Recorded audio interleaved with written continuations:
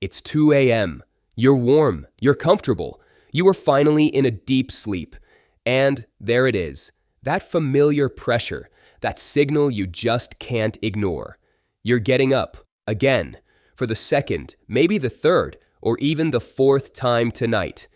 You're fumbling for your slippers in the dark. You're worried about tripping over the rug. You're worried about falling. And you just know, deep down, that when the alarm clock goes off in the morning, you're going to be exhausted.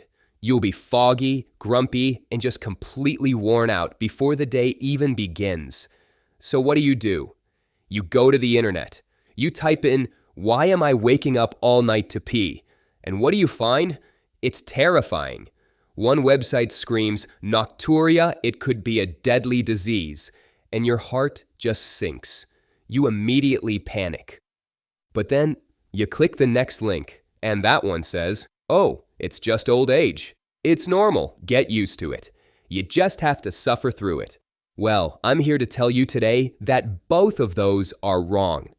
Panicking is the wrong answer, and just suffering through it is definitely the wrong answer. Now, my specialization is in men's health, but I want to be very clear.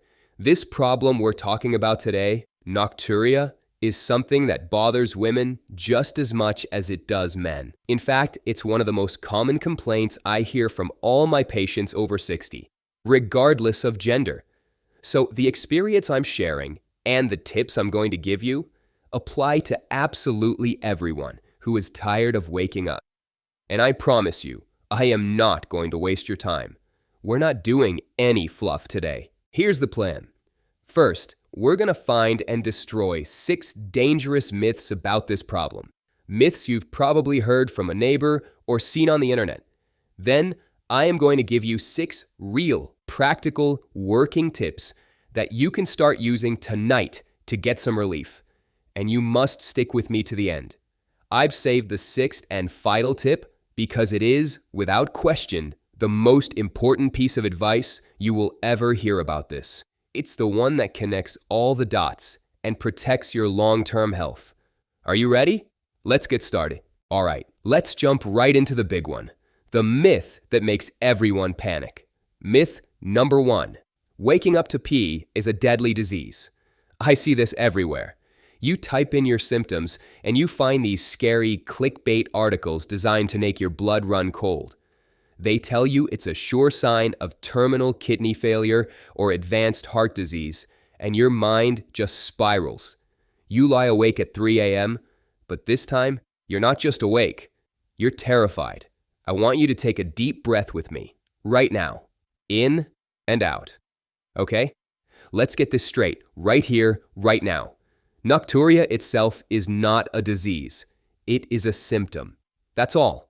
It's a signal. It's your body's check engine light. Is it annoying? Yes.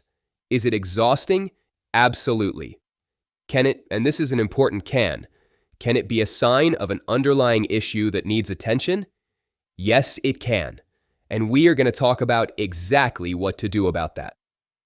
But in the vast, vast majority of cases, especially for those of us over 60, it's an incredibly common condition. You are not alone in this.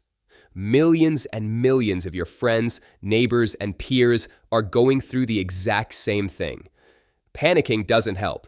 It just raises your blood pressure and makes your sleep even worse. What does help is becoming a detective for your own body. What is it trying to tell me? Our goal today isn't to panic. It's to understand the why and then build a plan. So here's your first micro tip. The next time you feel that panic rising, I want you to reframe your thought. Stop saying, "My body is broken and I'm dying." Start saying, "My body is sending me a message and I'm going to learn how to read it." That shift in thinking changes everything. It moves you from being a victim to being an investigator. And speaking of helping, if you are one of the millions of people who gets up 2, 3, 4, or even 5 times a night, do me a quick favor and tap that like button right below this video. It's free for you, but it tells the YouTube computers that this is an important video, and they will show it to more people who are tired, worried, and just want to find a way to get a good night's sleep. Thank you so much for that. Okay, so we stopped panicking. But now we have to deal with all the advice people give. And this leads us right into myth number 2. Myth number 2. Just drink less water all day long. This sounds so logical, doesn't it? Less liquid in, less liquid out. Simple. Except, this is one of the most dangerous pieces of advice you can possibly follow. Here's what really happens when you dry yourself out all day long. First, you get dehydrated. And for someone over 60, dehydration is not a small thing. Dehydration leads to dizziness. Dizziness leads to falls. And we all know how dangerous a fall can be. Dehydration also leads to confusion, constipation, and kidney stones. And here's the irony. When you're dehydrated, your urine becomes more concentrated. It's darker. It's more acidic. And that super concentrated urine can irritate the lining of your bladder, making you feel like you have to go even more often. It's the exact opposite of what you want. But here's the real kicker. Your blood gets thicker. That's right. Your heart, which is already working hard, has to pump harder to move that thick, sludgy blood around. And what happens at 7 p.m.? You are parched. You are so thirsty, you could drink a gallon.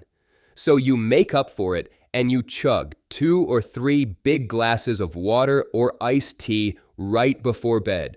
And you've just bought yourself 3 tickets to the bathroom lottery. You've guaranteed you'll be up all night. You need your daily water. Your body is over 60% water. Your cells need it. Your brain needs it. Your joints need it. The answer is not less water. The answer is smarter water. Your micro tip is this: front load your fluids. Think of yourself like a plant. You water a plant in the morning, right? So it has all day to use the water. Do the same for your body. From the moment you wake up until about 2 or 3 p.m. in the afternoon, that is your prime hydration time. Drink up. After 3 p.m., you start to taper off. You don't cut yourself off. You just sip. You don't chug. Be a morning plant. This brings us to myth number 3. This is the one that sends people down the wrong path for years. Myth number 3. It's 100% your prostate for men or a weak bladder for women. For you gentlemen watching, the moment you mention getting up at night, your buddy says, "Oh, it's your prostate." 100% guaranteed. So you go to the pharmacy and you buy every bottle of prostate fix-it pills you see, spending hundreds of dollars on supplements that may or may not work. And for you ladies, you're told, "Oh, honey, after kids, it's just a weak bladder." You need to do your Kegel exercises. So you're doing Kegels at every red light, and you're still getting up 3 times a night. Now listen. Can an enlarged prostate be a factor? Yes, it can make it harder to empty your bladder completely. Can a weak pelvic floor be a factor? Of course. But for a huge number of people over 60, this is not the main problem. The problem often isn't the container, your bladder. The problem is the factory, your kidneys. The issue isn't that your bladder is weak or squeezed. The issue is that your kidneys are producing a ton of urine at night. There's a medical term for this, and it's a good one to know. Nocturnal polyuria. Nocturnal means night. Poly means many. Uria means urine. You are, literally, making too much pee at night. Your bladder is just doing its job. It's a dumb container. It fills up, and when it's full, it sends the signal, "Hey boss, we're at capacity down here. Time to empty." You could have the strongest bladder in the world, but if your kidneys dump a quart of fluid into it overnight, you are getting up. Period. The real question isn't, why is my bladder weak? The real question is, why are my kidneys working overtime at night? The answer, surprisingly, often isn't in your bladder at all. It's in your heart, your circulation, and your ankles. Your micro tip for now is this: stop blaming your bladder. For one day, just stop. Instead of being frustrated with your bladder, pay attention to your feet. Tonight, before you get ready for bed, take off your socks. Look at your ankles. Are they puffy? Do your socks leave a deep line that stays there for a while? If the answer is yes, you just found major clue number 1. Okay, this next one, myth number 4, this one feels so right, but it's a hidden trap. Myth number 4. A warm glass of milk, kefir, or calming tea before bed will help me sleep. This is grandma's recipe for a good night's sleep, isn't it? Just have a nice, warm glass of milk before bed, or a calming cup of chamomile tea. It'll relax you. And it does. It's comforting. It's a nice ritual. You drink that warm liquid, you get into bed, you feel relaxed, you drift off. And then at 1:30 a.m., bam, your eyes pop open. The signal is back. Here's the hard truth, and I'm sorry to be the one to tell you. Your kidneys don't care if a liquid is calming. Your kidneys don't know it's probiotic kefir or expensive sleepy time tea. To your kidneys, liquid is liquid. A cup is a cup. That's 8 ounces of fluid that must be processed, and your body is very efficient. It takes about 90 minutes to 2 hours for that drink to go from your mouth, through your stomach, into your bloodstream, and be processed by your kidneys into your bladder. You are literally setting a timer for your own wake-up call. You're not doing anything wrong by wanting to be calm, but you're using the wrong tool for the job. You're using a liquid to solve a sleep problem, but you're creating a bladder problem. Your micro tip is to shift your ritual. If you love that warm, calming feeling, keep the ritual. Just change the tool. Instead of a warm drink, try a warm compress. Get a washcloth, run it under hot water, wring it out, and just rest it on your face or the back of your neck for a minute. Or try a heating pad on your lower back for 10 minutes before you get into bed. You get the exact same calm, warm signal to your brain, but with zero liquid. Same comfort, no wake-up call. Now we have to talk about myth number 5. This one isn't just wrong. It is actively dangerous. Please, listen very, very closely to this one. Myth number 5. I take a water pill for my blood pressure. I'll take it at night, so it clears me out before bed. Many of us over 60 take a diuretic or a water pill for high blood pressure or for swelling in our legs. Things like furosemide, Lasix, or hydrochlorothiazide, HCTZ. And the logic seems to make sense. I'll take my water pill at 8 p.m. It will flush everything out by 10 p.m. Then I'll be empty and I can sleep all night. This is a catastrophic misunderstanding of how these medications work. I cannot stress this enough. Do not do this unless your doctor has specifically instructed you to for a very rare specific reason. Here's what actually happens. You take that water pill at 8 p.m. It does not work instantly. It starts to hit its peak effect right around 11 p.m., and its powerful effect lasts for hours. You haven't emptied the tank for the night. You have just turned on a fire hose that will be running from 11 p.m. until 3 o'clock in the morning. You won't be getting up 2 or 3 times. You will be running to the bathroom every 45 minutes. It is the exact polar opposite of what you want. You are guaranteeing yourself a night of zero sleep, dehydration, and a high risk of falling. These medications are designed to remove fluid from your body during the day, while you are awake, active, and near a bathroom. That is why your doctor says to take them in the morning.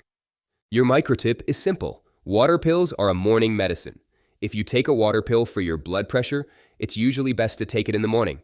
That way, it works during the day, not while you're trying to sleep. If your doctor specifically told you to take it at night, follow that advice. But in general, avoid taking diuretics before bed unless they were prescribed for nighttime use. In the evening, only drink what's necessary. Just a few sips or your prescribed medications. Myth number 6. I need to train my bladder by drinking more and holding it longer during the day. The advice goes like this. Your bladder is just weak and twitchy. You need to train it like a muscle. Drink more water, and when you feel the urge to go, hold it. Make it wait. This is a classic case of using the right tool for the wrong job. You are confusing two completely different diagnoses. Bladder training is a valid therapy for something called overactive bladder, OAB. That's a condition where your bladder muscle spasms and tells you to go, even when it's not full. You run to the bathroom and only a tiny bit comes out. But as we learned in myth number 3, most nocturia in older adults is not OAB. It's nocturnal polyuria, too much volume of urine. Your bladder isn't twitchy, it's full. It's screaming at you for a perfectly good reason. Let me put it this way. If your kidneys are going to produce a quart of urine overnight, I don't care if you have a trained bladder or a bladder made of steel, you are going to get up. Training your bladder not to complain when it's full is like training your smoke detector not to beep when the house is on fire. It's pointless. You're just ignoring a valid signal, and you're going to get up anyway. All right, we made it. We have busted the 6 biggest, most dangerous myths. You've stopped panicking. You've stopped drying yourself out. You're not blaming your bladder anymore. And you've put that water pill back in the morning cabinet. Give yourself a hand. You now know more about this than 90% of the people who are suffering from it. But now, what do we do? You've been patient, and now I'm going to give you the 6 real, working tips I promised. Let's build your new nighttime plan. Starting with tip number 1. Tip number 1. The 75-25 fluid schedule. This is the single most practical thing you can start doing today. This is the smart way to hydrate we talked about. It's simple. Take all the liquid you'd normally drink in a day. That includes your coffee, your tea, your water, your soup, your juice, everything. We're going to divide it. 75% of your total fluids should be finished by 4 p.m. That's your big hydration window. If you normally drink 8 glasses of liquid a day, that means 6 of them are done by 4 p.m. You have a glass with breakfast, 1 mid-morning, 1 with lunch, 1 in the mid-afternoon. You are front-loading your body, just like that plant. Then the remaining 25%, your last 2 glasses, you can drink slowly between 4 p.m. and, let's say, 7 p.m. And now, here is the golden rule, the non-negotiable part. For the 2 full hours before you get into bed, you drink nothing. If you go to bed at 10 a.m., your kitchen is closed at 8 p.m. If you go to bed at 11 p.m., your last sip is at 9 p.m. This gives your kidneys time. It gives them a 2-hour runway to process that last bit of fluid, filter it, and move it to your bladder before you fall asleep. Then, you can empty that bladder one last time and start the night with a completely empty tank. But what about my pills? I hear you. Of course, take your medicine. But take it with the smallest sip of water possible. We're talking 1 or 2 tablespoons.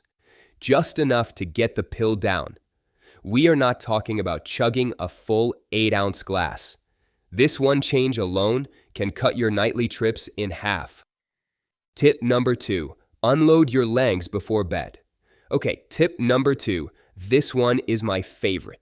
This is the aha moment I promised you. Remember I told you to look at your ankles? Remember I said your nocturia might not be a bladder problem, but a leg problem? Here is exactly why. All day long, you're sitting, you're standing, you're walking. Gravity is a powerful force. For many of us over 60, our circulation and our veins aren't as strong as they used to be. So, fluid, water from your own bloodstream, slowly leaks out of the tiny blood vessels and pools in the tissues of your lower legs. This is that puffiness at the end of the day. This is edema. This isn't a small amount of water. It can be 1, 2, or even 3 pounds of extra water weight sitting in your lower legs by dinner time. Now, what happens at 10 p.m.? You lie down in bed. You go flat. Suddenly, gravity is not holding that fluid in your legs anymore. And over the next 2, 3, 4 hours, all of that trapped water, all 2 pounds of it, slowly gets reabsorbed back into your bloodstream. And where does your bloodstream go? Through your kidneys. Your kidneys see all this extra fluid and they say, "Whoa, we're flooded. Too much fluid in the system. We have to get rid of this now." And at 1 a.m., 2:30 a.m., 4 a.m., they make urine. Your nocturia is just you in the middle of the night, peeing out the water that was in your ankles yesterday afternoon. So here is the brilliant, simple solution. Unload your legs before bed. About 1 hour before you plan to sleep, go lie down on the sofa. But don't just lie flat. Put your feet up. Put them on a stack of pillows. Rest them on the arm of the sofa. The rule is simple. Your ankles must be higher than your heart. Just stay like that for 30 or 40 minutes. Watch the news, read a book, talk with your spouse. You are using gravity for you. You are draining all that fluid from your legs back into your bloodstream now while you're still awake. Your kidneys will process it over the next hour. You'll go to the bathroom before you get into bed, and that fluid will never get the chance to wake you up. This is a game changer. Tip number 3, the evening salt ban. This brings us to tip number 3, which is the perfect partner to tip number 2. If that fluid in your legs is the problem, what causes that fluid to stay there in the first place? The number one culprit, salt. Think of salt, sodium, like a little magnet for water. Where salt goes, water follows. When you eat a lot of salt, your body holds on to water to keep its salt-water ratio in balance. That extra water has to sit somewhere. And where's the easiest place for gravity to pull it? You guessed it, right down into your legs and ankles. Eating a salty dinner is like giving food to your leg swelling. Then, at night, your body has a double job. It has to get rid of the fluid, from tip number 2, and it has to get rid of all that extra salt. And to get rid of salt, it has to use even more water. It's a vicious cycle. So the rule is simple, a low-salt dinner. I call it the evening salt ban. I'm not just talking about the salt shaker on your table. That's easy. The real enemy is the hidden salt in processed foods. Here is your do not eat for dinner list. Canned goods. Canned soup is the worst offender, but also canned vegetables, canned fish, canned stews. They are loaded with sodium to preserve them. Processed meats, hot dogs, sausages, bacon, ham, jerky, and any deli meat. They are literally cured in salt. Cheese, the specially hard, salty cheeses like Parmesan or cheddar. A little is okay, but a heavy, cheesy meal is a recipe for a bad night. Pickled things and sauces. Pickles, olives, sauerkraut. And then the bottled sauces. Soy sauce, teriyaki sauce, ketchup, barbecue sauce. They are just liquid salt. Have a simple, fresh dinner. A baked chicken breast with herbs, a piece of fish, steamed vegetables, a salad with a simple oil and vinegar dressing. This, plus putting your feet up, will make a massive difference. Let's move on to tip number 4. This is the pro-level move for fighting that leg swelling. Tip number 2, feet up, is how you drain the fluid. Tip number 3, no salt, is how you reduce the fluid. This tip, tip number 4, is how you prevent the fluid from ever pooling in the first place. The tool? Compression socks or stockings. I know. They're not the most fashionable things. But who cares about fashion when you're getting a full 8-hour night of sleep? These aren't just tight socks. They are medical-grade garments. You put them on in the morning before you even get out of bed or right after your shower. Before the swelling starts. You wear them all day while you're up and about. What they do is give your legs a gentle, constant, supportive squeeze. This squeeze supports your veins and your tissues. It makes it much, much harder for that fluid to leak out of your bloodstream and pool in your ankles. They are basically doing the work that your circulation might need a little help with. Now, this is critical. You must talk to your doctor before you go out and buy these. You need to be measured for the right size and the right pressure level. You also need to make sure you don't have any other condition, like peripheral artery disease, PAD, that would make these socks a bad idea for you. And remember, this supplements tip 2. It doesn't replace it. The socks will prevent most of the swelling, and then putting your feet up at night will drain any little bit that's still managed to get in. It's a fantastic 1-2 punch. Tip number 5, the double void technique. Tip number 5 is a simple, practical trick called the double void technique. This is especially helpful for anyone who feels like they can't fully empty their bladder in one go, particularly gentlemen with an enlarged prostate. Here's the correct way to do it. Right before bed, go to the bathroom. Sit down on the toilet. Yes, gentlemen, for this to work, you should sit. Relax and empty your bladder normally. Don't rush.